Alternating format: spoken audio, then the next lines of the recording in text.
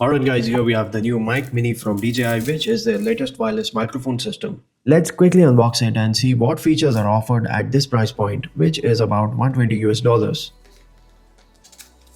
Inside the box is the Mic Mini kit, which comes in this sleek carry pouch for your mic and all its accessories. So this is a mic case, which is also a charger and has a battery which can charge the mics about 3 times, which you can charge using any standard USB-C charger. Inside the case you get a receiver module along with 2 mic transmitter modules. You also get a USB-C cable and a 3.5mm audio cable to connect it to your camera or other audio devices.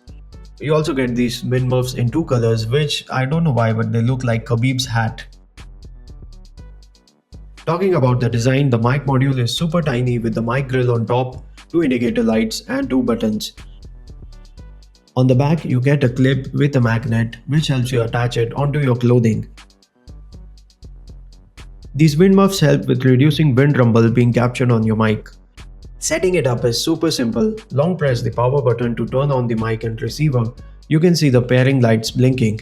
Simply press and hold the pair button on the mic and the receiver to pair it. Now you can plug in the receiver to your phone or laptop via USB-C and you will get the input from the mic.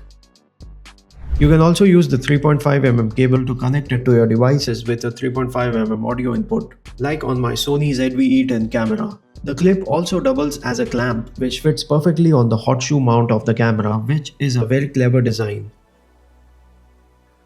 You can adjust the audio gain up to plus or minus 12 decibels using the dial on the receiver.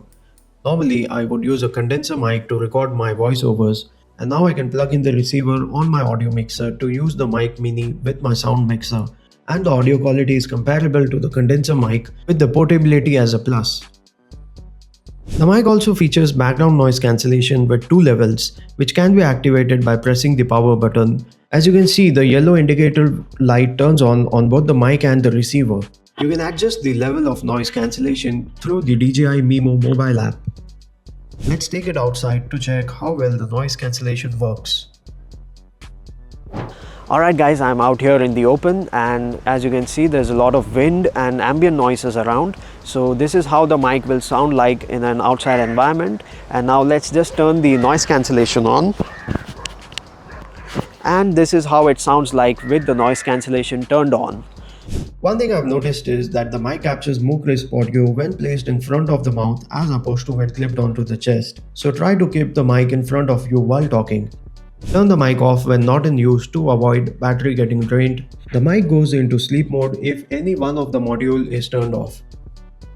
Another thing I've noticed is that the mic transmits much better audio quality to the receiver compared to with Bluetooth. So use the receiver instead of Bluetooth whenever possible. Now DJI offers these mics in 3 buying options. You can either buy this complete set with 2 mics and a receiver for about $120, which comes with this charging case, or you can buy 1 mic with the receiver without the case for $89, or only the mic for about $50. DJI also has a hot shoe adapter mount specially for Sony cameras, which connects the mic to the camera directly without the need of the audio cable. I've mentioned the links to these accessories in the description below and also best places to buy them. The only feature missing here is built-in storage for recording like in the DJI Mic 2. But it's not a deal breaker for me as I prefer to have my audio and video recorded in a single clip so that I don't have to sync them later in the edit. So for me this is a complete bang for buck as now I'm getting high quality audio right on my camera without any wires and seamless connectivity across all my gear. I hope the information in this video helped you make the decision to buy this mic and to use it properly. If so, let me know your thoughts on this in the comments below. Thanks for watching and I'll see you guys in the next video.